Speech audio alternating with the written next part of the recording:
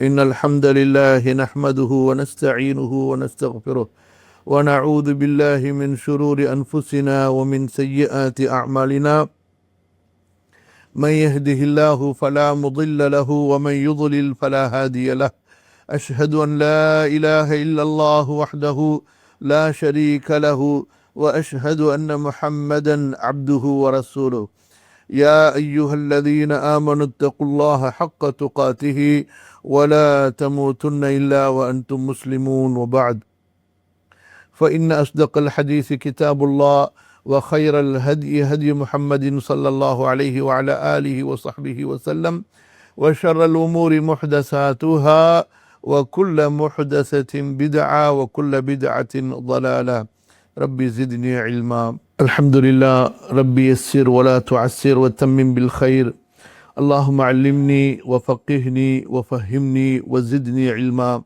رب اشرح لي صدري ويسر لي أمري. اللهم علمني القرآن العظيم والحديث الشريف ومعانيهما وحكمهما ومواعظهما ونصايحهما، وعلمني القول البليغ واللسان الفصيح والحكم الرشيد والعلم المفيد وزدني علما. اللهم اغفر لي ولوالدي ولجميع مشايخي ولجميع المعلمين والمعلمات ولجميع المسلمين والمسلمات ولجميع العلماء المسلمين من المفسرين والمحدثين والفقهاء وغيرهم من الذين خدموا دينك ونصروه ونشروه ودعوا إليه وجاهدوا في سبيلك حتى أتاهم اليقين. الحمد لله. கண்ணியத்திற்கும் மதிப்பிற்கும் உரிய அல்லாஹ்வின் அடியார்களே, அன்பிற்குரிய சகோதர சகோதரிகளே, அல்லாஹுடைய அருளால் காது இயாத் ரஹிமஹுல்லா அவர்களுடைய அஷிஃபா நூலை நாம் படித்து வருகின்றோம். காது இயாத் ரஹிமஹுல்லா அவர்களும் அல்லாஹுடைய பாதையில் இந்த மார்க்கத்திற்காக கொல்லப்பட்ட தியாகிகளில் ஒருவர் என்பதை இந்த இடத்திலே நாம் நினைவு கூறுவோம். அல்லாஹு தஆலா அவர்களுடைய தியாகத்தை ஏற்றுக்கொள்வானாக. அவர்களுடைய கபரை அல்லாஹு தஆலா பிரகாசமாக்கி வைப்பானாக. இன்ஷா அல்லாஹ், இன்று நாம் படிக்கக்கூடிய இந்த பாடம் அல்லாஹுடைய தூதர் ஸல்லல்லாஹு அலைஹி வஸல்லம் அவர்களுடைய நற்குணத்தை பற்றி, ரசூலுல்லாஹி ஸல்லல்லாஹு அலைஹி வஸல்லம் அவர்களுடைய நற்குணத்தை பற்றி. குறிப்பாக இந்த புத்தகம் எது சம்பந்தப்பட்ட புத்தகம் என்பது உங்களுக்கு தெரியும். இமாம் அவர்கள் அல்லாஹுடைய தூதர் ஸல்லல்லாஹு அலைஹி வஸல்லம் அவர்களை அல்லாஹுவும் அந்த தூதரும் எப்படி இந்த உம்மத்திற்கு அறிமுகப்படுத்தினார்களோ அந்த அடிப்படையில் ஓரளவுக்கு இவர்களால் முடிந்த அளவுக்கு அறிமுகப்படுத்துவது இந்த நூலுடைய நோக்கம். மொத்தமாக ரசூல் ஸல்லல்லாஹு அலைஹி வஸல்லம் அவர்களை தெரிய வேண்டும் என்றால் முழு குர்ஆனை படிக்கணும், ஹதீஸுகளில் இருக்கக்கூடிய லட்சக்கணக்கான ஹதீஸுகளை படிக்கணும். எந்த ஒரு ஹதீஸாக இருந்தாலும் அந்த ஹதீஸ் அல்லாஹுவை பற்றியும் அல்லாஹுடைய ரசூல் ஸல்லல்லாஹு அலைஹி வஸல்லம் அவர்களை பற்றியும் கண்டிப்பாக பேசக்கூடியதாக இருக்கும். அதில் வெளிப்படையில் ஒரு சட்டம் இருந்தாலும் அதற்குள் பல கருத்துகள் இருக்கும். அந்த கருத்துகளில் ஒன்று அல்லாஹுவை பற்றியதாக, அல்லாஹுடைய தூதர் ஸல்லல்லாஹு அலைஹி வஸல்லம் அவர்களை பற்றியதாக இருக்கும். அதனால் எந்த ஒரு மார்க்க ஆதாரமும் அல்லாஹுவை புகழ்வதிலிருந்தும் ரசூல் ஸல்லல்லாஹு அலைஹி வஸல்லம் அவர்களை உயர்த்துவதிலிருந்தும் நீங்கியதாக இருக்காது. இந்த பிரிவில் இன்று நாம் படிக்கக்கூடிய இந்த பிரிவு இரண்டாவது பகுதியினுடைய பிரிவு. இதில் இமாம் அவர்கள் ஃபஸ்லுன் ஃபீ ஹுஸ்னி ஹுலுகிஹி ஸல்லல்லாஹு அலைஹி வஸல்லம், ரசூலுல்லாஹி ஸல்லல்லாஹு அலைஹி வஸல்லம் அவர்களுடைய நற்குணங்களை பற்றி பேசுகின்றார்கள். அதாவது ஒரு மனிதர் உயர்ந்த மனிதராக, சிறந்த மனிதராக, போற்றப்படுவதற்கு தகுந்த மனிதராக இருக்க வேண்டும் என்றால் அவரிடத்திலே நற்குணங்கள் இருக்க வேண்டும், நல்ல பண்புகள் இருக்க வேண்டும், உயர்ந்த மரியாதை மிக்க ஒழுக்கங்கள், அஹ்லாக்குகள் இருக்க வேண்டும். அப்படிப்பட்ட அஹ்லாக்குகளை பற்றி முதலாவதாக இமாம் அவர்கள் ஒரு முன்னுரையை கொடுத்ததற்கு பிறகு அல்லாஹுவின் தூதர் ஸல்லல்லாஹு அலைஹி வஸல்லம் அவர்களுக்கு அல்லாஹ் சுப்ஹானஹு வ தஆலா எப்பேற்பட்ட மகத்தான நற்குணங்களை கொடுத்திருந்தான். நபிமார்களை, இதைத் தொடர்ந்து ரசூல் ஸல்லல்லாஹு அலைஹி வஸல்லம் அவர்களை தொடர்ந்து நபிமார்களை பற்றி இமாம் அவர்கள் பேசுகின்றார்கள். நபிமார்கள் என்பவர்களே இந்த உம்மத்திலே குணத்தால், ஒழுக்கத்தால், பண்புகளால் மிக சிறந்தவர்கள் என்று. ஆக இந்த பிரிவை பொறுத்த வரைக்கும் ரசூல் ஸல்லல்லாஹு அலைஹி வஸல்லம் அவர்களுடைய நற்குணங்களை பற்றி பேசுவதற்காக இமாம் அவர்கள் இதை தனித்துவம் படுத்தி இருக்கின்றார்கள். இதை தொடர்ந்து வரக்கூடிய மற்ற அந்த பிரிவுகளிலே பல நற்குணங்களை பற்றி இமாம் அவர்கள் இன்ஷா அல்லாஹ் பேசுவார்கள். முதலாவதாக நாம் இன்ஷா அல்லாஹ் இந்த பிரிவுக்குள் செல்வோம். இமாம் அவர்கள் சொல்கின்றார்கள், وَأَمَّا الْخِصَالُ الْمُكْتَسَبَةُ مِنَ الْأَخْلَاقِ الْحَمِيدَةِ وَالْآدَابِ الشَّرِيفَةِ التي اتفق جميع العقلاء على تفضيل صاحبها وتعظيم المتصف بالخلق الواحد منها فضلا عما فوقه، وأثنى الشرع على جميعها وأمر بها ووعد السعادة الدائمة للمتخلق بها، ووصف بعضها بأنه من أجزاء النبوة وهي المسمات بحسن الخلق، وهو الاعتدال في قوى النفس وأوصافها والتوسط فيها دون الميل إلى منحرف أطرافها، فجميعها قد كانت خلق نبينا محمد صلى الله عليه وسلم على الانتهاء في كمالها والاعتدال إلى غايتها، حتى أثنى الله تعالى عليه بذلك فقال تعالى وإنك لعلى خلق عظيم. இமாம் அவர்கள் என்ன சொல்ல வருகிறார்கள் என்றால், அதாவது புகழுக்குரிய நற்குணங்கள் மனிதர்களாக தேடிக்கொள்வது, அதாவது எந்த ஒரு நற்குணத்தை பற்றி நாம் அறிய வருகிறோமோ அந்த நற்குணத்தை நமக்குள் கொண்டு வருவதற்காக முயற்சி செய்து கொஞ்சம் கொஞ்சமாக அதற்காக பயிற்சி எடுத்து அந்த நற்குணங்களை நமக்குள் கொண்டு வருவது. இப்படியாக மனிதர்களாக சம்பாதித்து கொள்ளக்கூடிய, தேடிக்கொள்ளக்கூடிய, பயிற்சி எடுத்து தன்னை பக்குவப்படுத்தி கொள்ளக்கூடிய புகழுக்குரிய நற்குணங்கள். அதுபோன்று மார்க்கம் சிறப்பாக புகழ்ந்திருக்கக்கூடிய அறிவாளிகள் எல்லாம் அந்த ஒழுக்கங்களை உயர்வாக பேசியிருக்கின்றார்கள் அல்லவா? அந்த உயர்வான ஒழுக்கங்கள், எந்த ஒழுக்கங்கள் இருந்தால் அந்த ஒழுக்கங்களை உடையவரை மக்கள் எல்லாம் மதிப்பார்களோ அப்படிப்பட்ட நற்குணங்கள், எல்லா நற்குணங்களையும் ஒரு பக்கம் வைத்துக் கொள்ளுங்க. இன்னொரு பக்கம் அந்த நற்குணங்களிலிருந்து ஒரு குணம் ஒருத்தரிடத்தில் இருந்தாலே அவரை மக்கள் அவ்வளவு போற்றுவார்கள், பெருமைப்படுத்துவார்கள். ஒன்றுக்கு மேல 2, 3 எவ்வளவு குணங்கள் இருக்குமோ சுப்ஹானல்லாஹ். அப்போ ஒரு குணம் இருந்தாலே இவ்வளவு பெரிய மதிப்பு மரியாதை சமுதாயத்திலே கிடைக்கும் என்று சொன்னால், இதெல்லாம் ஒரு பக்கமாக வைத்துக்கொண்டே வாங்க. மார்க்கம் என்ன சொல்லி இருக்கின்றது? எல்லா நற்குணங்களும் மனிதர்களிடத்திலே இருக்க வேண்டும், எல்லா நற்குணங்களையும் மனிதர்கள் கடைபிடிக்க வேண்டும். அந்த நற்குணங்களை கொண்டுதான் அல்லாஹ்விடத்தில் நிரந்தரமான நற்பாக்கியம் இருக்கிறது.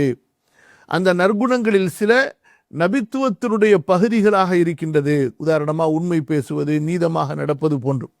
இப்படியாக எல்லா நற்குணங்களும், இந்த எல்லா நற்குணங்களும் ரசூலுல்லாஹி ஸல்லல்லாஹு அலைஹி வஸல்லம் அவர்களிடத்திலே எப்படி இருந்ததென்றால், நடுநிலையோடு அந்த நற்குணங்களின் உச்சத்தை ரசூல் ஸல்லல்லாஹு அலைஹி வஸல்லம் எட்டியவர்களாக இருந்தார்கள். அந்த நற்குணத்தின் எல்லைகளை ரசூல் ஸல்லல்லாஹு அலைஹி வஸல்லம் எட்டியவர்களாக இருந்தார்கள். ஆக ஒரு நற்குணம் இருந்தாலே ஒரு மனிதர் சமூகத்தால் போற்றப்படுவார், கண்ணியப்படுத்தப்படுவார், புகழப்படுவார் என்று இருக்கும்போது, அந்த எல்லா நற்குணங்களையும், அந்த எல்லா நற்பண்புகளையும் ஒழுக்கங்களையும் அல்லாஹ்வுடைய தூதர் ஸல்லல்லாஹு அலைஹி வஸல்லம் முழுமையாக தனக்குள் கொண்டிருந்தார்கள். அதுவும் முழுமையாக, எல்லா நற்குணங்களையும் முழுமையாக, ஒவ்வொரு நற்குணத்தையும் முழுமையாக. ஆனால் பொதுவாக மனிதர்களிடத்திலே ஒரு நற்குணம் இருந்தால் இன்னொரு நற்குணம் இருக்காது. அந்த ஒரு நற்குணமும் முழுமையாக இருக்குமா என்றால் ஒரு சில அளவுதான் இருக்கும், சில பகுதிகள் தான் இருக்கும், ஓரளவுக்குத்தான் இருக்கும். ஆனால் ரசூலுல்லாஹ் ஸல்லல்லாஹு அலைஹி வஸல்லம், அல்லாஹும்ம ஸல்லி வஸல்லிம் வபாரிக் அலா நபியிக வ ரசூலிக முஹம்மதின் வ அலா ஆலிஹி வ அஸ்வாஜிஹி வ ذُرِّيَّاتِهِ, ரசூல் ஸல்லல்லாஹு அலைஹி வஸல்லம் அவர்களிடமோ எல்லா நற்குணங்களும் இருந்தன, எல்லா நற்குணங்களும் முழுமையாக இருந்தன, ஒவ்வொரு நற்குணமும் முழுமையாக இருந்தது. சரி, அதுல எந்த அளவு ஒரு நற்குணம் இருக்க வேண்டுமோ அந்த அளவு அதில் எந்த குறையும் இல்லாமல் ரசூலுல்லாஹி ஸல்லல்லாஹு அலைஹி வஸல்லம் அவர்களிடத்திலே பெற்றுக்கொள்ளப்பட்டது. சரி, இப்ப இமாம் அவர்கள் நம்ம இப்ப பேசணுமா, இதுக்கு இடையில 2 வரிகளை சொல்றாங்க. என்ன சொல்கிறார்கள்? நற்குணத்தை பற்றி நமக்கு ஒரு சின்ன விளக்கம் சொல்கிறார்கள். நற்குணம் என்றால் என்ன? ஹுஸ்னுல் ஹுலுக் என்றால் என்ன? அல் இஅ்திதாலு في قوى النفس وأوصافها والتوسط فيها دون الميل إلى منحرف أطرافها. அதுதான் அந்த நற்குணத்துக்கு இமாம் அவர்கள் நமக்கு சொல்லக்கூடிய ஒரு அழகான ஒரு விளக்கம். என்ன சொல்கிறார்கள் என்றால், நம்முடைய நஃப்ஸ் இருக்கு பாருங்க, இந்த நஃப்ஸ் இடத்துல நிறைய திறமைகள் இருக்கும், நிறைய ஆற்றல்கள் இருக்கும், நிறைய பண்புகள் இருக்கும்.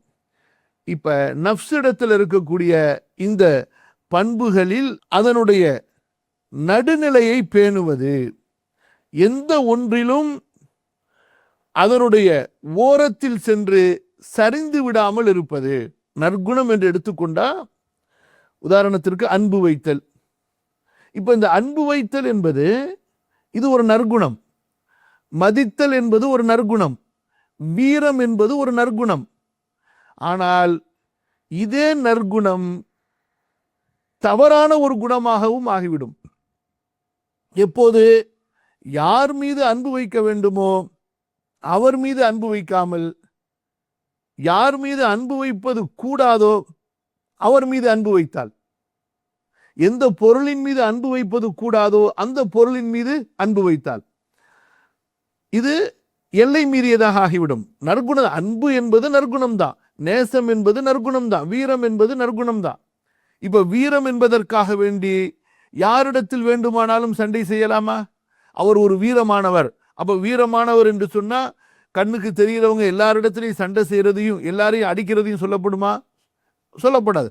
அப்ப வீரம் என்றால் அது எங்கே இருக்க வேண்டுமோ, எப்போது இருக்க வேண்டுமோ, எந்த அளவு இருக்க வேண்டுமோ அந்த அளவுக்கு இருக்க வேண்டும்.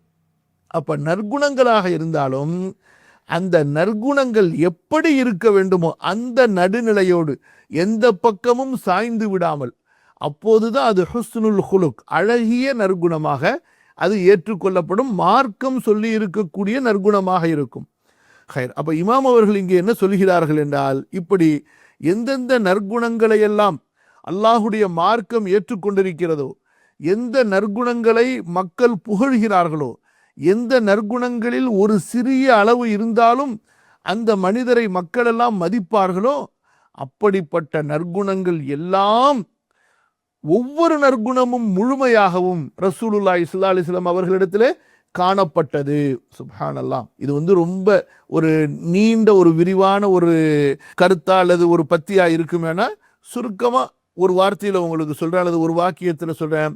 அல்லாஹ்வின் தூதர் ஸல்லல்லாஹு அலைஹி வஸல்லம் அவர்களை பற்றி அல்லாஹு தஆலா சொல்லியது என்ன சொன்னான்? அல்லாஹு தஆலா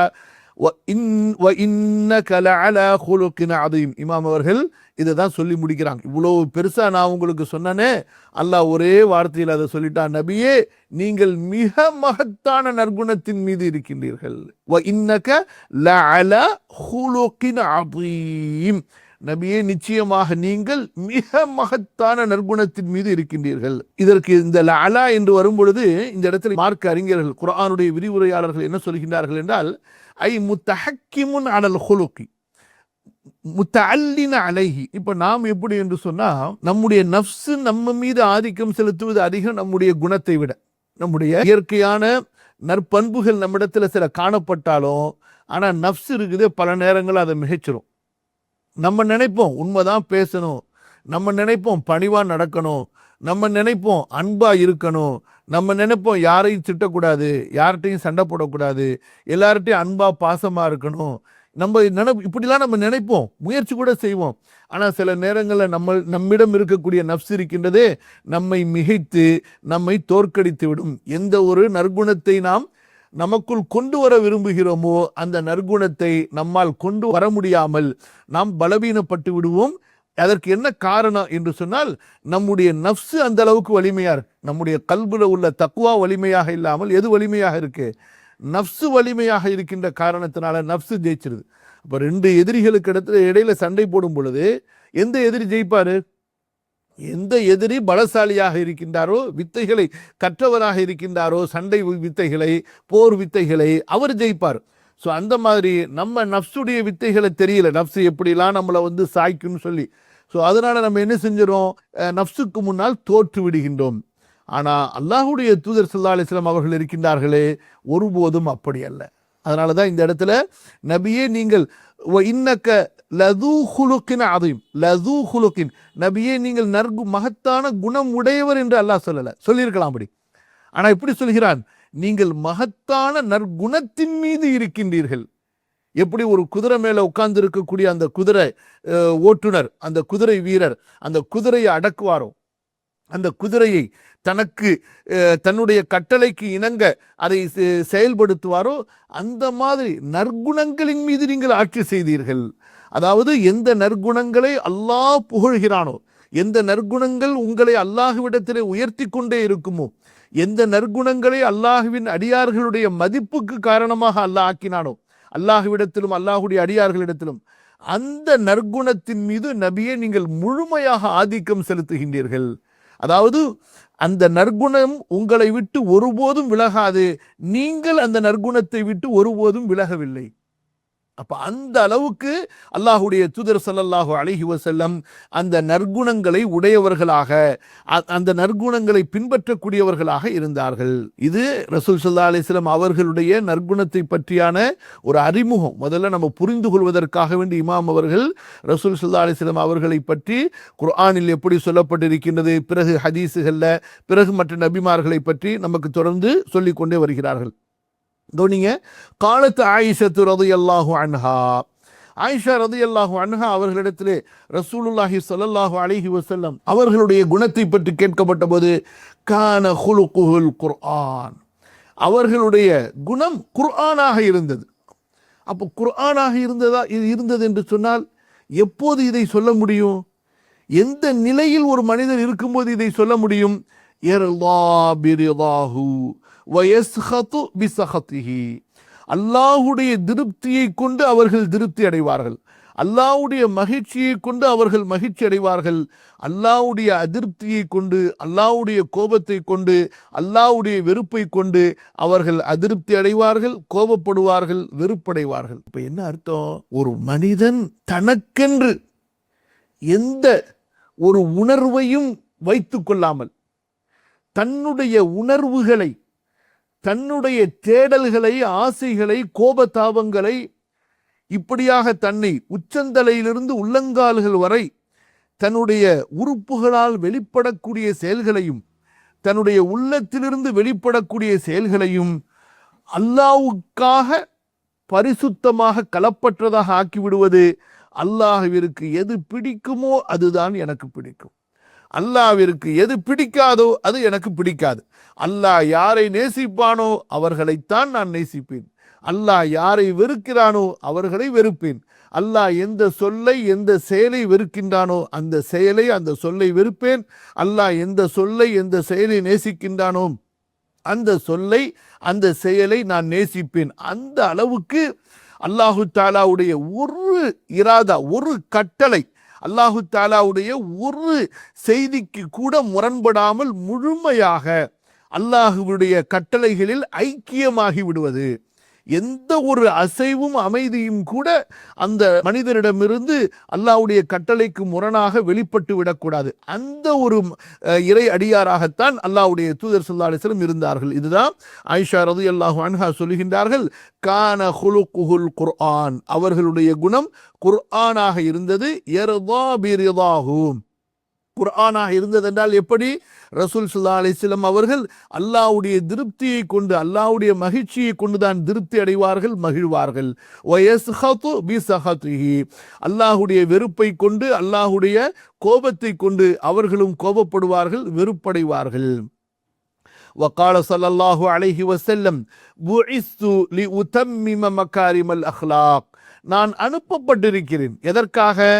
அல் அஹ்லாக், மக்காரிம், நற்குணங்களில் மிக மிக கண்ணியமான உயர்ந்த நற்குணங்களை எல்லாம் உங்களுக்கு முழுமையாக கற்றுக் கொடுப்பதற்காக, சொல்லாலும் செயலாலும்.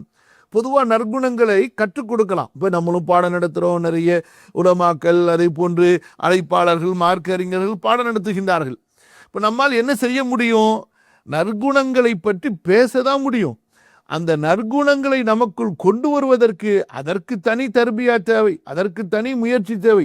எவ்வளவுதான் முயற்சி செய்தாலும் ஒரு நற்குணத்தை பற்றி நாம் பேசுவதாக இருந்தால் அந்த நற்குணத்தை நமக்குள் கொண்டு வந்தால்தான் நாம் அந்த நற்குணத்தை பற்றி பேச முடியும் என்று சொன்னால், இன்றைக்கு நம்மில் யாராலையும் அப்படி செய்யவே முடியாது. ஏனென்றால் நாம் நம்முடைய நஃப்ஸிடத்திலே தோற்று விடுகின்றோம், பலவீனப்பட்டு விடுகின்றோம். அப்ப ஒரு நற்குணத்தையே நம்மால் வாழ்க்கையில ஒரு நாளைக்காவது முழுமையா பின்பற்ற முடிகிறதா? ஒரு சோதனை செஞ்சு பாருங்களேன்.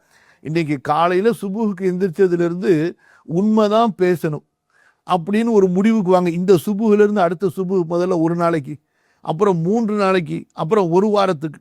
அதே போல் இந்த சுபுகிலிருந்து அடுத்த சுபுகு வரைக்கும் மனைவியிலிருந்து, பிள்ளைகளிலிருந்து, வேலை செய்கிறவங்களிடமிருந்து யாரிடத்திலையும் நம்ம கோபப்படக்கூடாது, திட்டக்கூடாது. இன்றைய சுபுகிலிருந்து அடுத்த சுபுகு வரைக்கும் எது நடந்தாலும் அல்லாஹ்வை கொண்டு நம்ம திருப்தி அடைவோம். கதா பில் கதர், அல்லாஹ்வுடைய விதியை கொண்டு நம்ம திருப்தி அடைவோம். இப்படி ஒரு நற்குணத்தை எடுத்து ஒரு நாளைக்கு சரி வைங்களேன், கொஞ்சம் குறைஞ்சபட்சம் இறங்கி வாங்களேன், ஒரு பகல் ஒரு இரவுன்னு சொல்லி இப்படி நம்மால் செய்ய முடிகிறதா என்றால், ஒரு 10 நிமிஷம் நம்ம சரியா இருந்தா அடுத்த 11வது நிமிஷத்துல நம்ம மாறி விடுகின்றோம். உதாரணத்துக்கு சொல்லுவாங்க, ஒரு சின்ன கதை சொல்றேன். ஏன்னா ரொம்ப நேரமா கொஞ்சம் டஃப்பாக போற மாதிரி இருக்கும் உங்களுக்கு. ஏன்னா எல்லாமே தத்துவமாகவும், அதே போல ரொம்ப இமாம் அவர்கள் ரொம்ப தூரமா போய் பேசுற மாதிரி நீங்க ஃபீல் பண்ணலாம். அதுக்கு கொஞ்சம் மாற்றிக்கிறதுக்காக வேண்டி இந்த இடத்த ஒட்டி ஒரு சின்ன கதை ஒன்று சொல்றேன். இது கதையாகவும் எடுத்துக்கொள்ளலாம், நடந்த சம்பவமாகவும் எடுத்துக்கொள்ளலாம். பல பேர் பல மன்னர்கள் சார்ந்தும், சில நேரங்களில் வேறு சில அதாவது முன்னோர்கள் சம்பந்தப்பட்டும் இதை சொல்லியிருக்கிறாங்க. ஒரு மன்னருக்கும் மந்திரிக்கும் ஒரு வாக்குவாதம் ஏற்பட்டுச்சு. என்ன வாக்குவாதம் என்றால், தர்பியத் அதாவது மிகிக்குமா, பயிற்சி மிகிக்குமா அல்லது இயற்கை மிகிக்குமா, இயற்கை சுபாவம் மிகிக்குமா அப்படி என்று ஒரு வாக்குவாதம். அப்போ மன்னர் சொன்னார், இல்லைங்க பயிற்சி கொடுத்தா எதை வேணாலும் மாற்றிடலாங்க அப்படின்னார். மந்திரி சொன்னார், இல்லைங்க அரசரே முடியாது, இயற்கை குணம்னு ஒவ்வொருத்தங்களுக்குள்ளார ஒன்று இருக்கும், அது மாறாது அப்படின்னு சொல்லிட்டு ஹதீஸில் கூட இருக்கு. ஹதீஸில் என்ன வருது, மழை ஒரு இடத்திலிருந்து இன்னொரு இடத்தில் நகர்ந்தது என்று சொன்னால் நம்பிக்கொள்ளுங்கள். ஆனால் ஒரு மனிதனுடைய இயற்கை குணம் மாறியது என்று சொன்னால் நம்பாதீங்க அப்படின்னு சொல்லிட்டு. இதுவும் சில பேர் ஹதீஸ்ன்னு சொல்றாங்க, சில பேர் முன்னோர்களுடைய கூற்றுன்னு சொல்றாங்க. இது பொதுவாக இயற்கை குணம் என்பது ஒரு அடிப்படை. இது சம்பந்தமான ஆயத்துகள் இருக்கு, மற்ற ஹதீஸுகளும் இருக்கு. அப்போ மன்னருக்கும் மந்திரிக்கும் இடையில நிறைய வாக்குவாதம் ஏற்பட்டுச்சு. அப்போ மன்னர் சொன்னார், நான் உங்களுக்கு செஞ்சு காட்டுறேன் பாருங்க அப்படின்னு சொல்லிட்டு பூனைகளை நல்ல பயிற்சி கொடுத்து அப்போ என்ன செஞ்சாரு, அந்த பூனைகள் அப்படி 2 காலால் எந்திரிச்சு நின்று கொண்டு மெழுகுவர்த்தி அப்படி பிடிச்சிக்கிற மாதிரி. அப்போ அவர் அரசவைக்கு வரும் பொழுது அந்த பூனைகள் அவரை வரவேற்கிற மாதிரி. அப்போ பல பூனைகளுக்கு அந்த மாதிரி ட்ரைனிங் கொடுத்து கடைசியில் மந்திரி இடத்துல சொன்னார், இந்த பாருங்க, இப்போ பூனைகள் பெரும்பாலும் 2 கால்களை நிற்காது, இந்த மாதிரியான சொல்லக்கூடிய வேலைகளை செய்யாது, இது பாருங்க நான் செஞ்சிட்டேன் பாருங்க, மாற்றிட்டேன் பாருங்க அப்படின்னு சொல்லி மந்திரி இடத்துல சவால் விடுறாரு. அப்படியா ராஜா, ரொம்ப சந்தோஷம் ராஜா, நாளைக்கு இதே போல செய்யுங்க ராஜா அப்படின்னு சொல்லிட்டு சொல்றாரு. இதுல என்ன இருக்குது, இன்னைக்கு செஞ்சது இதுக்கு முன்னாடி எத்தனையோ நாள்களுக்கு செஞ்சது, இப்போ அதை பயிற்சி எடுத்ததுக்கு பிறகுதான் இப்போ கொண்டு உங்களுக்கு காட்டியிருக்கிறேன், பரவாயில்ல நாளைக்கு செய்ய வச்சிருவோம், இதுல என்ன பெரிய எங்களுக்கு சிரமம் இருக்க போகுது அப்படின்னு சொல்றாரு. சரி ராஜா நல்லது. என்ன செய்யறாரு, இந்த மந்திரி வீட்டுக்கு போயிட்டு அவருடைய ஆளுகளை விட்டோ ஒரு எலியை பிடிக்க சொல்லிடுறாரு. பிடிச்சிக்கிட்டு தன்னுடைய அந்த காலத்துலலாம் சட்டையெல்லாம் பெருசு அதன் போடுவாங்க, கையெல்லாம் இப்போ கூட சூடான் மக்களை பார்ப்பீங்க, இவ்வளோ பெருசுக்கு இருக்கும் அவங்க சட்டை கை. ஏன்னா அந்த மாதிரி ராஜாக்கள் எல்லாம் பெரிய உள்ளூர் சட்டை போட்டு அதுக்குள்ளார போட்டுப்பாங்க, பெரிய சட்டையாக இருக்கும். அந்த மாதிரி சட்டை கைக்குள்ளார ஒரு பையில் ஒரு எலியை போட்டுக்கிட்டு சுருக்கு பையில் மறைச்சிக்கிட்டு வர்றாரு, தெரியாதுல்ல. அப்போ ராஜா சொல்கிறாரு, இந்த பார்த்தீங்களா எப்படி நிற்கிது பாருங்க, எவ்வளோ நேரமாக நிற்கிது பாருங்க அப்படின்னு சொல்லிட்டு. இவர் என்ன செஞ்சார், சட்டை கையில் இருந்த அந்த சுருக்கு பையில் உள்ள அந்த எலியை சுருக்கு அவுத்து விட்டு எலியை விட்டார்ல. எலியை பார்த்த உடனே முடிஞ்சு போச்சு கதை. எல்லா பூனையும் எலியை பார்த்து பாஞ்சு ஓட ஆரம்பிச்சிருச்சு. அப்போ தான் ராஜா வெக்கப்பட்டார். அப்போ மந்திரி சொன்னார், ராஜா ஒருபோதும் இயற்கை குணம் இருக்குது, அது மாறாது ராஜா, அது எந்த பயிற்சியாக இருந்தாலும் அதை மிகச்சிடும் ராஜா அப்படின்னார். இது பொதுவாக சொல்கிற சம்பவம். அதனால நற்குணங்களை நமக்குள்ள கொண்டே வர முடியாதா அப்படின்னு நினைச்சு நீங்க தோல்வி மனப்பான்மைக்கு போயிடாதீங்க. நம்ம முயற்சி செய்வோம், அல்லாஹ்விடத்துல கேட்போம், அல்லாஹ் எனக்கு நேர்வழி காட்டு, என்னை மாத்துன்னு சொல்லி. அல்லாஹ் நாடுனா அவன் மாத்திரலாம், நம்ம மாற்ற முடியாது. ரப்பு நாடுனா நம்மளை மாத்திரலாம். நம்ம அதாவது முழுக்க முழுக்க சரியாகவில்லை என்றாலும் எவ்வளவு சரியாகிறோமோ அவ்வளவு நல்லது தானே. முதல்ல 100 தடவை தப்பு செஞ்சுக்கிட்டு இருந்தோம், அந்த 100 99 ஆக்கணும், 98 ஆக்கணும், 97 ஆக்கணும். அப்படியே குறைஞ்சு எவ்வளவு குறையுதோ அவ்வளவு நல்லது தானே. அதனால அறவே முடியாதுன்னு சொல்லி விட்டுறாதீங்க நற்குணங்களை. சரி, விஷயத்துக்கு வாங்க. அப்ப ரசூல் ஸல்லல்லாஹு அலைஹி வஸல்லம் அவர்கள் எப்படிப்பட்டவர்கள் என்றால், எல்லா நற்குணங்களையும் நமக்குள் முழுமைப்படுத்துவதற்காக, அந்த நற்குணங்களில் உயர்ந்த உச்சத்தை நமக்குள் கொண்டு வருவதற்காக அனுப்பப்பட்டவர்கள் தான் ரசூலுல்லாஹி ஸல்லல்லாஹு அலைஹி வஸல்லம். அப்ப யாரு ரசூல் ஸல்லல்லாஹு அலைஹி வஸல்லமுடைய ஹதீஸை படிக்கிறாங்களோ, அதை படித்து கொடுக்கின்றார்களோ, தொடர்ந்து அதே பணியில் இருக்கிறாங்களோ, ஒவ்வொரு ஹதீஸை படிக்கும் போதும் தன்னை சீர்திருத்தம் செய்வதற்காக நான் இதை படிக்கிறேன், தனக்குள் இந்த ஹதீஸை கொண்டு வருவதற்காக படிக்கின்றேன் என்ற நியத்தில் படிப்பாங்களோ, இன்ஷா அல்லாஹ் கண்டிப்பா அவர்கள் மாறுவார்கள், அல்லாஹ் அவர்களை மாற்றுவான். அடுத்து, قال أنس رضي الله عنه كان رسول الله صلى الله عليه وسلم أحسن الناس خلقا. ரசூலுல்லாஹி ஸல்லல்லாஹு அலைஹி வஸல்லம் அவர்கள் மனிதர்களிலேயே மிக அழகான குணமுடையவர்களாக இருந்தார்கள். யார் சொல்றது? 10 வருஷம் ரசூல் ஸல்லல்லாஹு அலைஹி வஸல்லம் அவர்களுக்கு பணிவிடை செய்த மகத்தான சஹாபி, சின்ன வயதுடைய சிறிய பாலகன், அப்புறம் வாலிபர். ஆனா அல்லாஹ்வுடைய தூதர் ஸல்லல்லாஹு அலைஹி வஸல்லம் அவர்களை எந்த அளவு அவர் அப்படியே உள்வாங்கி இருந்தார் என்றால், ரசூல் ஸல்லல்லாஹு அலைஹி வஸல்லம் அவர்களை போன்று நற்குணமுடைய யாரையும் அவர் பார்த்ததில்லை. மனிதர்களிலேயே மிக அழகான நற்குணங்களை உடையவர்களாக அல்லாஹ்வின் தூதர் ஸல்லல்லாஹு அலைஹி வஸல்லம் இருந்தார்கள். இதே ஹதீஸை, இதே செய்தியை அலி ரலியல்லாஹு அன்ஹு அவர்களும் அறிவித்திருக்கின்றார்கள். அப்ப இமாம் அவர்கள் 2 விஷயங்களை பேசுறாங்க. ஒன்று, நற்குணங்களை முயற்சி செய்து தனக்குள் கொண்டு வருவது. அல்லாஹு தாலா புகழ்ந்திருக்கக்கூடிய உயர்ந்த பண்புகளை, அல்லாஹு தாலா புகழ்ந்திருக்கக்கூடிய உயர்ந்த தன்மைகளை முயற்சி செய்து நமக்குள் கொண்டு வருவது. அதுல ஒரு சில தன்மை இருந்தாலே அவ்வளவு புகழுக்கும் போற்றுதலுக்கும் தகுதியானவராக ஒருவர் ஆகிவிடுவார் என்றால், அந்த எல்லா குணங்களுமே முழுமையாக இருந்தா எப்படி இருக்கும்? அதுதான் ரசூல் ஸல்லல்லாஹு அலைஹி வஸல்லம் அவர்கள். அதுக்கு தான் இந்த 5 ஆதாரங்கள். ஒன்று என்ன? அல்லாஹு தஆலா குர்ஆன்ல சொல்லக்கூடிய சூரா அல் கலமுடைய 4வது வசனம். இரண்டாவது, ஆயிஷா ரலியல்லாஹு அன்ஹா கூறக்கூடிய ரசூல் ஸல்லல்லாஹு அலைஹி வஸல்லம் அவர்களுடைய குணமே குர்ஆனாக இருந்தது. அடுத்து, மூன்றாவது, ரசூல் ஸல்லல்லாஹு அலைஹி வஸல்லம் அவர்கள் சொன்னார்கள், அக்லாக்குகளின் உயர்ந்த நற்குணங்களை நான் முழுமைப்படுத்துவதற்காக அனுப்பப்பட்டேன் என்று.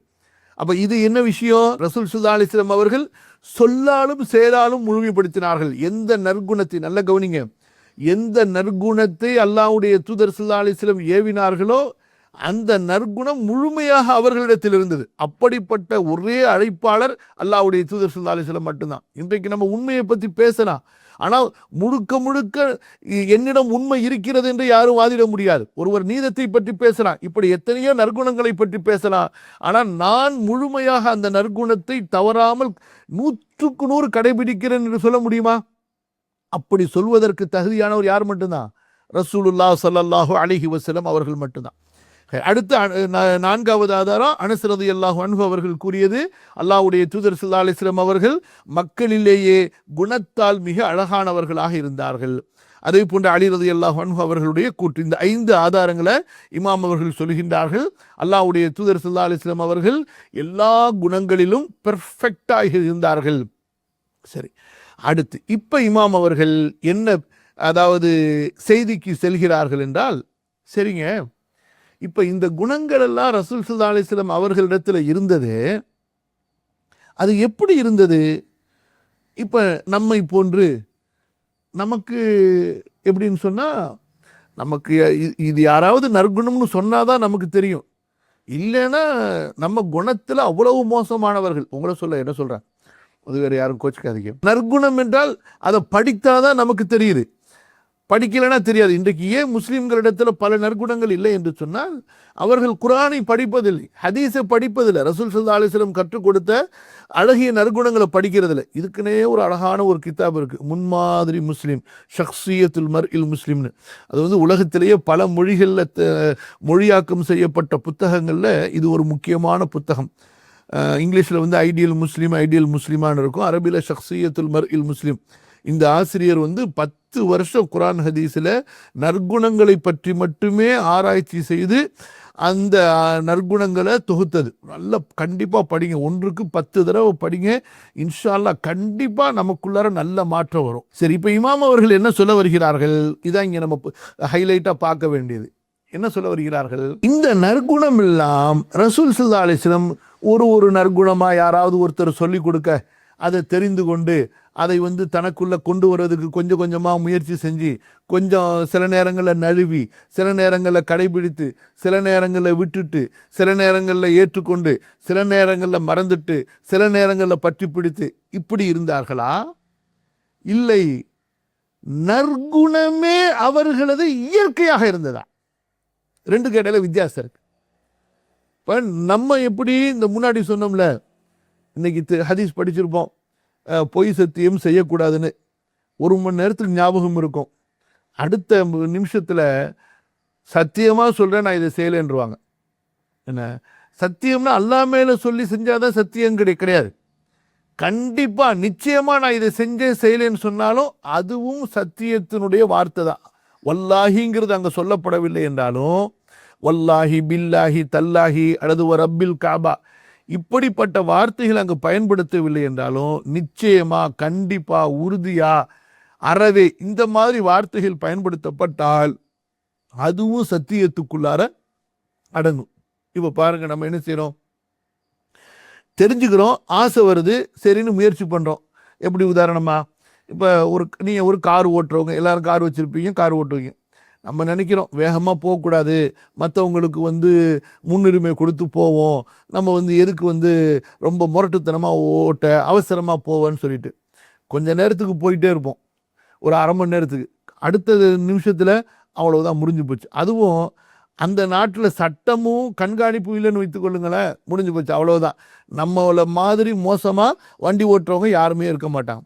இப்படித்தான் நம்முடைய மாற்றங்கள். ஒன்று நினைப்போம் நல்லதை, அதை தொடர்ச்சியாக செய்வோமான்னு சொன்னால் கொஞ்ச நேரத்தில் மாறி போயிடும். அது எதற்காக வேண்டி? பல விஷயங்கள் இருக்குது, அதுக்கு காரணங்கள். நற்குணத்தினுடைய பலவீனங்கள் ஏன் என்பது அது ஒரு தனி தலைப்பு. இங்கே அல்லாஹ்வுடைய தூதர் ஸல்லல்லாஹு அலைஹி வஸல்லம் அவர்கள் எப்படி என்று சொன்னால், இந்த பியூர் தங்கம் இருக்கு பாருங்க, அதுக்கும் கலப்புடைய தங்கத்துக்கு வித்தியாசம் இருக்கு. அந்த கேரட்டு வித்தியாசம் இருக்கா இல்லையா?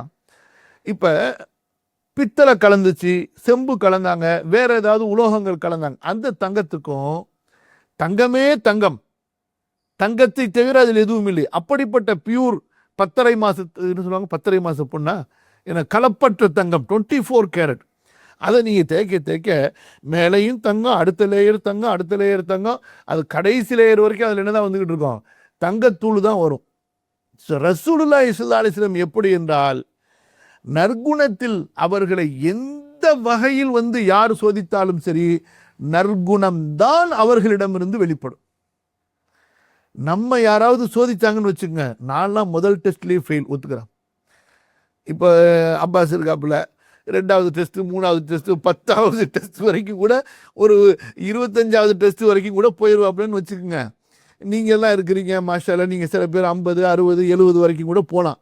நான் எப்படின்னு சொன்னால் முதல் டெஸ்ட்லேயே ஃபெயில். என்ன அவ்வளோதான், முடிஞ்சு போச்சு. ஒரு தடவை முடியாதுன்னா என்ன சொல்கிறேன், அந்த அளவுக்கு நஃப்ஸ் பலவீனமாக இருக்குது. அந்த அளவுக்கு நம்ம அந்த இயற்கையாகவே அந்த சின்ன குழந்தை மடியிலேருந்து உருவாகுது பாருங்க, அதுக்கு முன்னாடி அவங்க அத்தா, அதுக்கு முன்னாடி அவங்க பாட்டை, இப்படியாக அந்த இயற்கையா இயல்பா அந்த கல்புக்குள்ளார ஊறி அதை அந்த கல்பிலேருந்து அப்படியே ரத்தத்திலெல்லாம் அந்த ஊடுருவி இருக்குன்னு சொல்றாங்களே, அவன்கிட்ட ரோஷம் இருக்கப்பா, ரத்தத்தில் ஊடுருவியதுப்பா, வீரம் இருக்கப்பா, அவன் உடம்பெல்லாம் ஊறி இருக்குதுப்பா வீரத்தில். ஸோ அந்த மாதிரி இருக்குதா இல்லையா? ஹைர், என்ன சொல்ல வராங்க இமாம் அவர்கள்? ரசூல் ஸல்லல்லாஹு அலைஹி வஸல்லம் அவங்கள பொறுத்த வரைக்குங்க நம்மை மாதிரி அல்ல.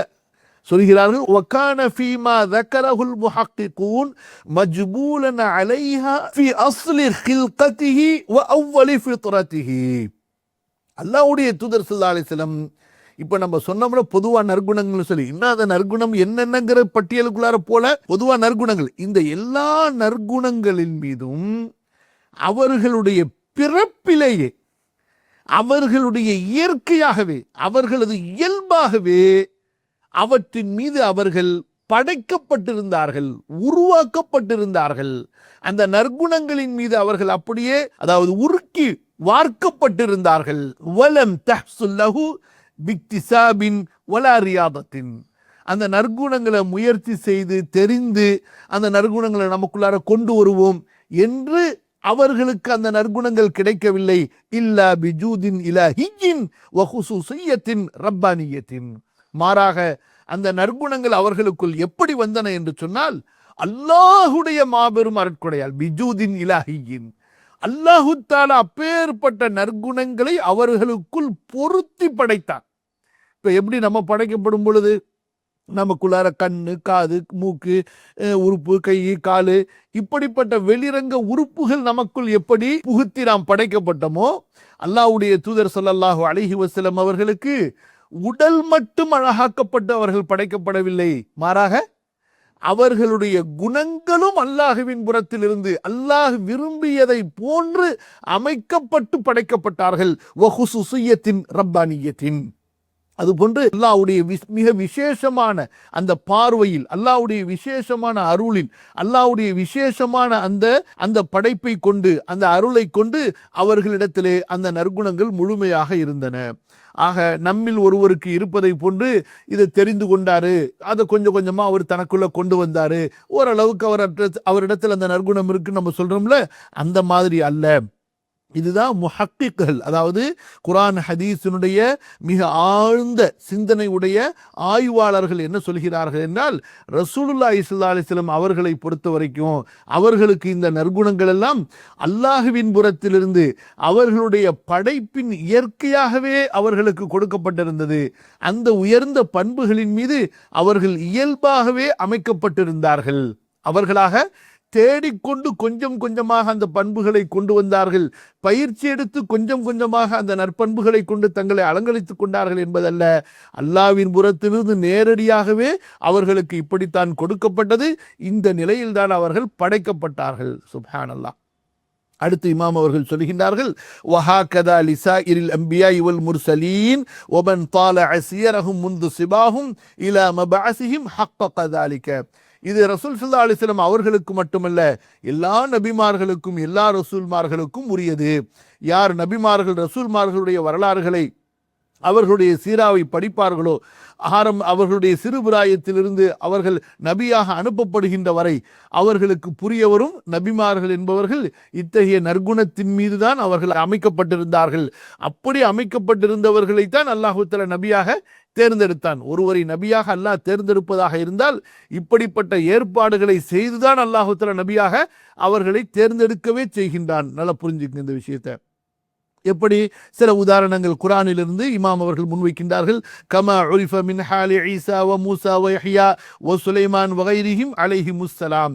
இதற்கு நாம் நிறைய உதாரணங்களை சொல்லலாம். குர்ஆன்ல ஈசா அலைஹிஸ்ஸலாம், மூசா அலைஹிஸ்ஸலாம், யஹ்யா அலைஹிஸ்ஸலாம், சுலைமான் அலைஹிஸ்ஸலாம், இன்னும் பல நபிமார்களுடைய நிலைகளை குர்ஆனிலிருந்து நாம் அறிவதை போன்று. பல் குரிஸத் ஃபீஹிம் ஹாதிஹில் அக்லாகு ஃபில் ஜிபில்லதி. இந்த நற்குணங்கள் எல்லாம் இயற்கையிலேயே அவர்களுக்குள் அமைக்கப்பட்டிருந்தது, உருவாக்கப்பட்டிருந்தது. உரிசத்துனா நடுறது. அப்படியே அல்லாஹ் தஆலா இதெல்லாம் அவங்களுடைய உள்ளத்துல நட்டுதான் அவங்களை படைத்தான். வஊதிஉ அல் இல்ம வல் ஹிக்மத ஃபில் ஃபித்ரா. இயல்பாகவே கல்வியும் அறிவும் ஞானமும் தத்துவமும் அவர்களுக்குள் பொக்கிஷமாக வைக்கப்பட்டிருந்தது. வஊதிஉ அல் இல்ம வல் ஹிக்மத ஃபில் ஃபித்ரா. قال الله تعالى. உதாரணமாக பல வசனங்களை இமாம் அவர்கள் கொஞ்சம் கொஞ்சமா சொல்லிக் கொண்டு வருகிறார்கள். சூரா மரியம்ல அல்லாஹு தஆலா யஹ்யா அலைஹிஸ்ஸலாம், ஈசா அலைஹிஸ்ஸலாம், வ ஆதைனாஹுல் ஹுக்ம ஸபிய்யா, அவர் சிறுவராக இருக்கும் போதே அவருக்கு நாம் கல்வி ஞானத்தை கொடுத்தோம்.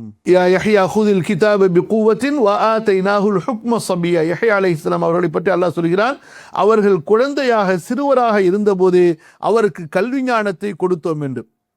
இதெல்லாம் எதற்காக சொல்லி வருகின்றார்கள்? நபிமார்கள் சிறு பிராயத்திலிருந்தே நற்குணங்களை உடையவர்கள் என்பதற்கு ஆதாரம். சில அறிவாளிகள் இருப்பாங்கல்ல, குதர்க்க பேசக்கூடியவங்க, அவங்களுக்கு அப்பப்போ இமாம் அவர்கள் மண்டையில் தட்டிக்கிட்டு போயிட்டே இருப்பாங்க. காலல் முஃபஸ்ஸிரூன் உஅ்திய யஹ்யா அல் இல்ம பி கிதாபில்லாஹி தஆலா ஃபி ஹாலி சிபாஹு. ஆக இந்த வசனத்திற்கு குர்ஆன் விரிவுரையாளர்கள் என்ன சொல்கின்றார்கள்? யஹ்யா அலைஹிஸ்ஸலாம் அவர்களுக்கு அல்லாஹ்வுடைய வேதத்துடைய கல்வி அவர்கள் சிறுபிராயத்திலேயே அவர்களுக்கு கொடுக்கப்பட்டது. வகால மஅமர் கான யஹ்யா இப்ன சனத்தைனி அவ் ஸலாஸின். குர்ஆனுடைய விரிவுரையாளர் என்ன சொல்கின்றார்?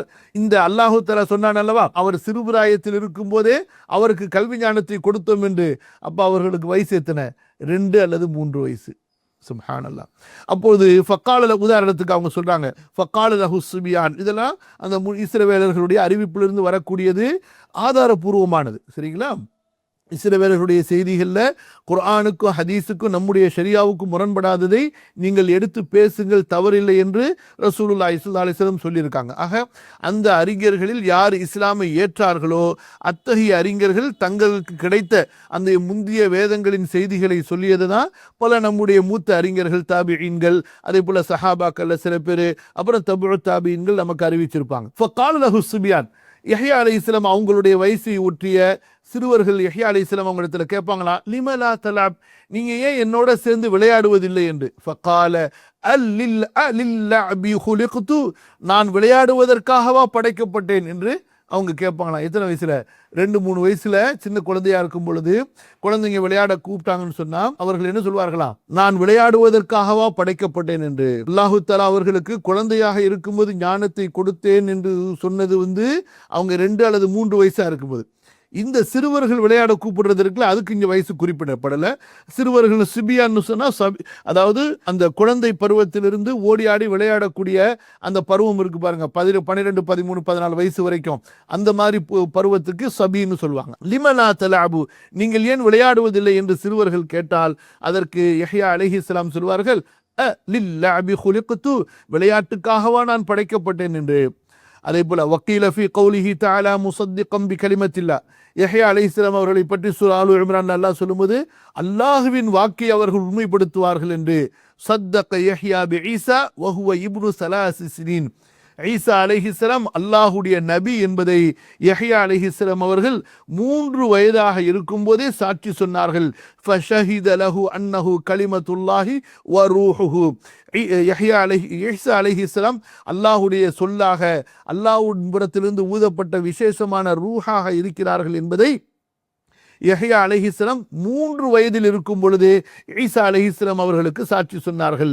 வகீல சத்தகஹு ஃபீ பத்னி உம்மிஹி ஃபகானத் உம்மு யஹ்யா தகூல் லிமர்யம் இன்னி அஜ்து மா ஃபீ பத்னி யஸ்ஜுது லிமா ஃபீ பத்னிக தஹியத்தன் லஹு. ஈசா அலைஹிஸ்ஸலாம் அவங்களோ யஹ்யா அலைஹிஸ்ஸலாம் அவங்களோ சமீபமா ஒரு நெருக்கமான நேரத்தில் தான் 2 பேருமே பிறக்கிறாங்க. அப்ப யஹ்யா அலைஹிஸ்ஸலாமுடைய அம்மா என்ன சொல்லுவாங்கன்னா, மரியம் அலைஹிஸ்ஸலாம் அவர்களை பார்த்து, என்னுடைய வயிற்றில் உள்ளது உன்னுடைய வயிற்றில் உள்ளதற்கு சஜிதா செய்வதை நான் பார்க்கிறேன், அதற்கு மரியாதை செலுத்தும் விதமாக. முந்தைய உம்மத்தில் இது அனுமதிக்கப்பட்டதாக இருந்தது.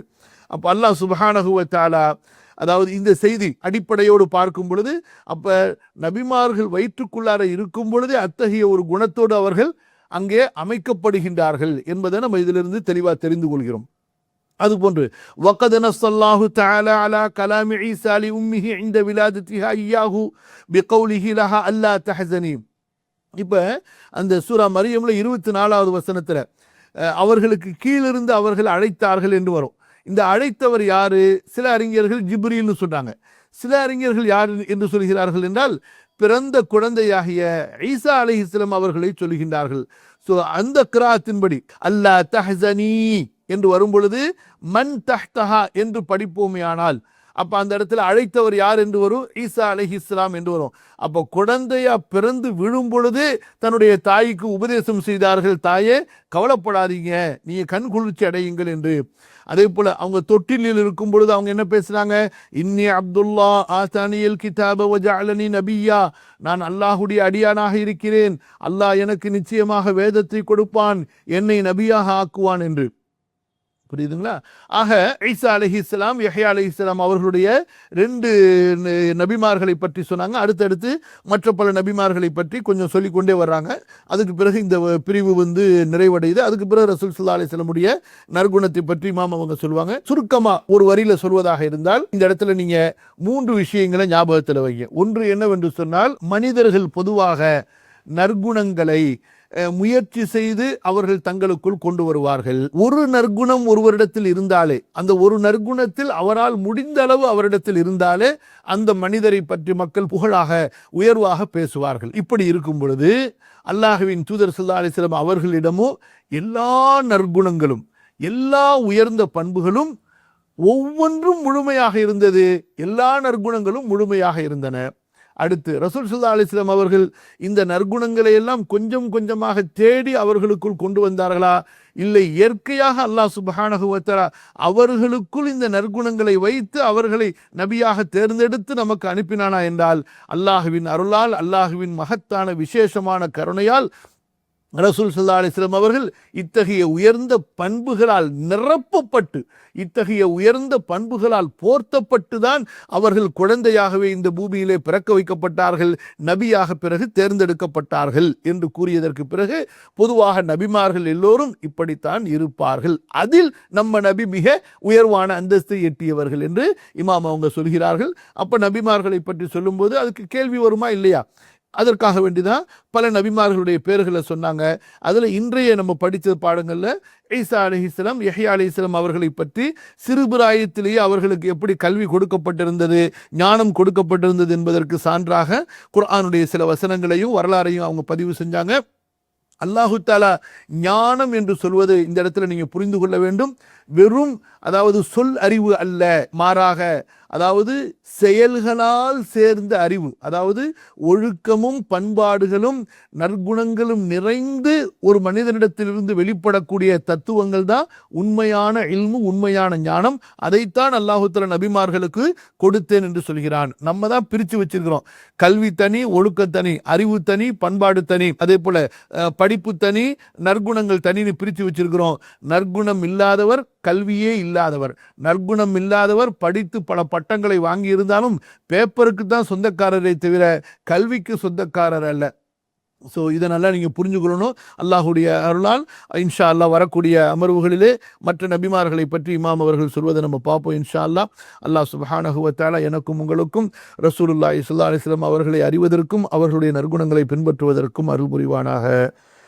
அஸ்தக்ஃபிருல்லாஹ் அல்-அஸீம். கேள்வி திரும்ப நற்குணம் உள்ளவங்களோட நம்ம எப்படி சேர்ந்து இருக்கிறது, நற்குணம் இல்லாதவர்களிடமிருந்து நம்ம எப்படி விலகிறது, இதை நம்ம எப்படி அணுகலான்னு சொன்னால் ஹதீஸ் ஒன்று இருக்குது. அந்த ஹதீஸில் என்ன வருதுன்னா, நீங்கள் ஒரு மனிதன் யாரோடு நட்பு வைக்கிறான் என்று பாருங்கள், ஏனென்றால் மனிதன் அவன் தன்னுடைய நண்பனுடைய உற்ற நண்பனுடைய மார்க்கத்தின் மீது தான் இருப்பான் என்று. இங்கே என்ன விஷயம், நீங்கள் கேட்குற கேள்விக்கு நம்ம என்ன அடிப்படையில் அதை கொண்டு போகலான்னு சொன்னால், ஒன்று, நாம் நல்லவர்களோடு நெருக்கமாக இருப்பது, நல்லவர்களை நமக்கு நெருக்கமாக்கிக் கொள்வது, தீயவர்களை விட்டு நாம் தூரமாக இருப்பது, அவர்களை நம்மை விட்டு தூரமாக்கி வைத்திருப்பது. இதை அடிப்படையில் நம்ம செய்யணும். இதான் பவுண்டரி வால், பாதுகாப்பு சுவர். இதை நீங்கள் செய்யாம நான் நல்லவங்களோடையும் பழகுவேன், கெட்டவங்களோடையும் பழகுவேன் என்று இருந்து கொண்டு நல்ல விஷயங்களை உள்ளார கொண்டு வரதுக்கு முயற்சி செஞ்சா முடியாது. ஏனென்றால் நம்முடைய நஃப்சு பல நேரங்களில் தோற்றுவிடும். அதே போல் அத்தபிஅத்து சர்ராக்கத்துன்னு சொல்லுவாங்க. இந்த நேச்சர், நம்முடைய உள்ளத்தில் உள்ள இந்த நேச்சர் குணம் இருக்குல்ல, அது திருடக்கூடியதும்பாங்க. யார்கிட்ட பழகுறோமோ உடனே அவங்களுடைய குணங்களை திருடி கொள்ளுமா. அஸ்ஸுஹபத்து முஅஸ்ஸிரத்துன், பழக்கம் தாக்கத்தை ஏற்படுத்திவிடும், பிரதிபலிப்பை ஏற்படுத்திவிடும்னு சொல்லுவாங்க. நீங்கள் 10 நாள் ஒருத்தட்ட பழகுனீங்கன்னா உங்களை அறியாமலேயே அவர் பேசுறதுல பல விஷயங்களை நீங்கள் பேசுவீங்க, அவர் செய்கிறதுல சில விஷயங்களை நீங்கள் செய்ய ஆரம்பித்து விடுவீர்கள். அதனால மார்க்கம் என்ன சொல்லுகின்றது, நல்லவர் யா அய்யுஹல்லதீன ஆமனு தக்குல்லாஹ் வகூனு மஅஸ் ஸாதிகீன், மூமின்களே அல்லாஹ்வை பயந்து கொள்ளுங்கள், உண்மையாளர்களோடு நீங்கள் இருங்கள் என்று. சரியா? அதனால தான் தீய நண்பர்களை நம்மை சுற்றி வைத்து கொள்ளவே கூடாது. அப்போ தீயவர்களை கெட்டவர்களை முழுமையாகவே புறக்கணித்து விட்டால் யார் அவர்களுக்கு நல்லது சொல்வா என்று சொன்னால், நன்மையை ஏவி தீமையை தடுக்கின்ற அளவுக்கும் அந்த நேரத்துக்கு தான் நம்ம அவர்களுக்கு மத்தியில் இருக்கணுமே தவிர அவர்களோடு சகஜமாக நாம் வாழ்வதற்கும் பழகுவதற்கும் அவர்களை நாம் நம்முடைய நண்பர்களாக நம்மை சுற்றி இருப்பவர்களாக ஆக்கி கொள்ளக்கூடாது. அப்போ அந்த இன்ஃப்ளூயன்ஸ் அவர்கள் நம் மீது தாக்கத்தை ஏற்படுத்தாமல் நமக்குள்ளார மாற்றங்களை ஏற்படுத்தாமல் இருக்க வேண்டும் என்றால் முதல்ல நாம் அவர்களை விட்டு விலகி தூரமாக இருக்கணும், அவர்களை நம்மை விட்டு தூரமாக வைத்திருக்க வேண்டும். அப்படி இல்லாமல் அவங்களோட அந்நியோன்யமாக பழகி கொண்டு அவங்களோட ஒட்டி உறவாடி கொண்டு அவங்களோட ரொம்ப சகஜமாக நட்பு வைத்து கொண்டிருக்கும் நிலைமையில் அவர்கள் நம்மீது அவர்களுடைய அந்த குணங்களை புகுத்தி விடாமல் இருக்க வேண்டும், அதில் நான் கவனமாக இருக்க போகிறேன்னு நினச்சா அது முடியாது. அப்போ அந்த சூழ்நிலை இருக்குதே ரொம்ப முக்கியமானது. இதுக்கு நிறைய குர்ஆன் ஆயத்து இருக்குது, நிறைய ஹதீஸ் இருக்குது. குறிப்பாக அந்த ஒரு மனிதர் 99 கொலை செய்து விட்டு கடைசியில் ஒரு ஃபத்வா கொடுத்த இல்மு இல்லாமல் ஃபத்வா கொடுத்த ஒரு துறவியையும் கொன்று விட்டு கடைசியில் ஊர் ஊராக சுற்றி ஒரு ஆலிமிடத்தில் போனப்போ அந்த ஆலிம் என்ன சொன்னார், அவருக்கு நசியத்து, அல்லாஹ் உன்னை மன்னித்திருவான் கண்டிப்பாக, நீ இனிமேலுக்கு உன்னுடைய பழைய ஊருக்கு திரும்பாத, அந்த ஊரில் சாலிஹீன்கள் இருக்காங்க, அந்த ஊருக்கு நீ போயிடு, அங்கே போயிட்டினா அடுத்து லைஃப் டைம் நீ பாதுகாப்பாக இருப்பாய், அல்லாஹ்வுடைய அருளுக்குள்ளார இருப்பேன்னு சொல்லி அவரை அந்த நல்லவர்கள் வசிக்கக்கூடிய ஊருக்கு அனுப்புனா இருப்பாருங்க. ஸோ இந்த ஹதீஸை நம்ம நல்லா டீப்பாக சிந்திச்சா நமக்கு இன்ஷா அல்லாஹ் புரிய வரும். நம்மை சுற்றி நாம் எத்தகைய மக்களை வைத்திருக்கிறோமோ, நல்ல கவனிங்க, நம்மை சுற்றி எத்தகைய மக்களை நாம் வைத்திருக்கிறோமோ அவர்களுடைய குணங்களின் செயல்களின் பண்புகளின் தாக்கம் நமக்குள்ளார கண்டிப்பாக வரும். அல்லாஹ் பாதுகாத்தாலே தவிர அல்லாஹ் பாதுகாக்கணும். அதனால தான் யூதர்களிடத்தில் நட்பு வைக்காதீங்க, நசராணிகளிடத்தில் நட்பு வைக்காதீங்க, அல்லாஹ்வுடைய எதிரிகளிடத்தில் நட்பு வைக்காதீங்கன்னு சொல்லி அவ்வளவு குர்ஆன் வசனங்கள். காரணம் என்ன, அப்படி அவர்களிடத்தில் நட்பு வைத்து பழகுவோமேனால், ரெண்டுக்கு வித்தியாசம் இருக்குது. ஒன்று பழகிறது, இன்னொன்று நட்பு வைத்து நேசம் கொண்டு சிநேகிதம்னு சொல்லுவாங்கல்ல, ஃப்ரெண்ட்ஷிப், அந்த அடிப்படையில் பழகும்போது கண்டிப்பாக அவர்கள் நமக்குள் கெட்ட மாற்றங்களை புகுத்தி விடுவார்கள். அல்லாஹ் பாதுகாக்கணும். ரெண்டு மாதிரி நீங்கள் அவங்களோட நடந்துக்கலாம். ஒன்று, உங்களுக்கு யார் நேரடியாக அறிமுகமாக இருக்காங்களோ அவர்களிடத்தில் உங்களுடைய உதவிகளை கேட்டு பெற்றுக்கொள்ளுங்கள், நாங்கள் உங்களுக்காக துஆ செய்கிறோம், உங்களுடைய உறவுகளை நீங்கள் அணுகுங்க என்று நம்ம சொல்லி முடிச்சிடலாம். இரண்டாவது என்னன்னு சொன்னால், ஓரளவுக்கு அவங்க சொல்கிறதுல நமக்கு சில நம்பிக்கைகள் வர மாதிரி இருக்குது அப்படின்னு இருந்தால் அவங்களுடைய நம்பரு, அவங்க எந்த ஊரில் இருக்கிறாங்க அப்படிங்கிற அட்ரஸுகளை கேட்டுக்கொண்டு அங்கே நமக்கு தெரிஞ்சவங்கள்ட்ட சொல்லி போய் அவங்கள பார்த்து உண்மையிலேயே அவங்களுக்கு அந்த மாதிரி பிரச்சனை இருக்கா, அல்லது இவங்க இதே போல் விஷயத்தை தொழிலாக செய்து கொண்டு இருக்கின்றார்களா, இதையே ஒரு பழக்கமாக வச்சுருக்கிறாங்களா என்று விசாரிக்க முடிகிற அளவுக்கு உங்களுக்கு வாய்ப்பும் நேரமும் இருந்தால் விசாரித்துட்டு அது உண்மையாக இருக்கும் பட்சத்தில் உங்களால் முடிஞ்ச உதவிகளை செய்யுங்க. அப்படி இல்லைன்னா அழகிய முறையில் பதில் சொல்லிட்டு அல்லாஹ்வுக்காக உங்களிடத்துல துஆ செய்கிறோமா, ஜஸாக் அல்லாஹ் ஹைரன் அப்படின்னு அமைதியாயிடுங்க. முதலாவது, அவங்களுக்காக அல்லாஹ்விடத்தில் நம்ம அதிகம் மனமுருகி துஆ செய்யணும். நம்முடைய ஒவ்வொரு நல்ல துஆக்களிலும் அந்த நம்முடைய சந்ததிகளுக்காக நம்ம துஆ கேட்கணும். அவங்களுக்காகவே நம்ம சில இபாதத்துகளை அல்லாஹ்வுக்கு விசேஷமாக செய்து அந்த இபாதத்துகள் முடிஞ்சதுக்கு பிறகும் நம்முடைய சந்ததிகளுக்காக துஆ செய்யணும். பெரும்பாலும் நாம் என்ன செய்கிறோம், எந்த அளவுக்கு சந்ததிகளை பற்றி பிள்ளைகளை பற்றி கவலைப்படுறோமோ அந்த அளவுக்கு அவங்களுக்காக நம்ம துஆ செய்கிறதில்ல. ஸோ நம்முடைய மிஸ்ஸிங் ஆஃப் துஆ அல்லது மைனஸ் ஆஃப் துஆ அதுவும் ஒரு பெரிய காரணம். இரண்டாவது என்னவென்று சொன்னால், அவங்களுக்கு நம்ம எல்லாத்தையும் வழிகாட்டிட்டு அவங்க செஞ்சுப்பாங்க அப்படின்னு நம்ம விடுறோம். அப்படி செய்யக்கூடாது. ஒவ்வொன்றையும் அவங்களோட நம்ம சேர்ந்து செய்யணும். நீங்கள் சொல்லலாம் அப்படிதான் செய்கிறோம் இருந்தாலும் முடியலன்னு சொல்லிட்டு நிராசையாகாதீங்க, தொடருங்க, இதை ஃபாலோ பண்ணுங்கள். நீங்கள் உதாரணத்துக்கு வீட்டில் பெண்கள் தங்களுடைய பிள்ளைகளோட சேர்ந்து தொழுகிறது, தொழுகைக்கு ஒரு நேரத்தை ஒதுக்கி கொண்டு எல்லாரையும் அந்த நேரத்தில் ஒன்றா சேர்ந்து தொழுக வைக்கிறது, தொழுகைக்குன்னு ஒரு இடத்த வீட்டில் நிர்ணயிக்கிறது, அந்த இடத்துல தொழுக சொல்லி அந்த பிள்ளைங்களுக்கு தர்பியத்து தர்றது. அதே போல் கண்டிப்பாக வீட்டில் ஒரு நேரம் ஒதுக்கி எல்லாரும் உட்கார்ந்து ரசூல் ஸல்லல்லாஹு அலைஹி வஸல்லமுடைய ஹதீஸுகளை, குர்ஆனுடைய இல்முகளை கண்டிப்பாக ஒரு குறிப்பிட்ட நேரம் படித்தே ஆகணும். எப்படி 3 வேளை சாப்பிட்றோமோ, 5 மணி நேரம் 7 மணி நேரம் தூங்குகிறோமோ, அதே போல் நம்முடைய சுய தேவைகளுக்கு நேரங்கள் ஒதுக்குறோமோ, அதே போல் வீட்டில் கண்டிப்பாக குர்ஆனும் ஹதீஸுகளும் ஒன்றாக சேர்ந்து படிக்கப்படுவதற்காக ஒரு நேரம் ஒதுக்கியே ஆகணும். அந்த நேரத்தில் நீங்கள் அந்த படிக்கிறதோடு சேர்ந்து சில தர்பியா விஷயங்களையும் நீங்கள் பெற்றோர்கள் ஒரு நாளைக்கு ஒருத்தங்க மாற்றி மாற்றி நீங்கள் பிள்ளைகளோடு சேர்ந்து பேசுங்க, அவங்களையும் பேச வைங்க. அது போக மூன்றாவது விஷயம், மார்க்க நிகழ்ச்சிகள் எங்கெல்லாம் நடக்குதோ நீங்கள் தியாகம் செய்து சோம்பேறித்தனத்தை தூக்கி வைத்து விட்டு உங்களுடைய மனைவி பிள்ளைகளோடு அதில் கலந்து கொள்வதற்கு கண்டிப்பாக முயற்சி செய்ய ஆர்வம் மூட்டுங்க. அதுக்கு எப்படியாவது நீங்கள் விலை கொடுங்க. இன்ஷா அல்லாஹ் இந்த 3 விதமான முயற்சிகளை நம்ம செய்வோமே ஆனால், அதுபோன்று அவர்களுக்கு நல்ல சூழ்நிலைகளை உருவாக்கி கொடுப்போமே ஆனால், நல்ல நண்பர்கள், வீட்டுக்கு நல்லவங்களை கூட்டிகிட்டு வர்றது, ஆலிம்களை கூட்டிகிட்டு வர்றது, அதே போல் அவங்களிடத்துல கூட்டிகிட்டு போகிறது, ஸோ இந்த மாதிரியான விஷயங்கள் செய்வோமேனால் இன்ஷா அல்லாஹ் கண்டிப்பாக நீங்கள் விரும்பக்கூடிய அளவுக்கு ஒரு நல்ல மாற்றங்களை அல்லாஹ் கொடுப்பான் என்று ஆதரவிக்கிறோம். பெரும்பாலும் யாரெல்லாம் தங்களுடைய பிள்ளைகளை உருவாக்கி இருக்கிறதுல சக்ஸஸ் ஆகியிருக்காங்களோ அவங்களிடத்துல இந்த 3 விஷயங்களும் நம்ம காணப்படுறதை பார்க்குறோம். அல்ஹம்துலில்லாஹ். ஹதீஸுகளில் 2 ஹதீஸ் இருக்குது. இமாம் இப்னு தைமியா ரஹ்மத்துல்லாஹி அலைஹி அவங்க என்ன சொல்கிறாங்க, பள்ளியில் தொழுதா 4 ரக்காத்தாக தொழுவது, 2 ரக்காத்தா, வீட்டில் தொழுதா 2 ரக்காத்து மட்டும் தொழுகிறது. இப்போ ஹதீஸில் எப்படி வருது, புகாரி முஸ்லீமில் இப்னு உமர் ரலியல்லாஹு அன்ஹு அறிவிக்கிறாங்க, கான ரசூலுல்லாஹி ஸல்லல்லாஹு அலைஹி வஸல்லம் யுஸல்லி யௌமல் ஜும்அத்தி ரக்அத்தைனி ஃபீ பைத்திஹி. ரசூல் ஸல்லல்லாஹு அலைஹி வஸல்லம் வெள்ளிக்கிழமை என்று தனது வீட்டில் 2 ரக்காத்துகள் தொழுவார்கள்.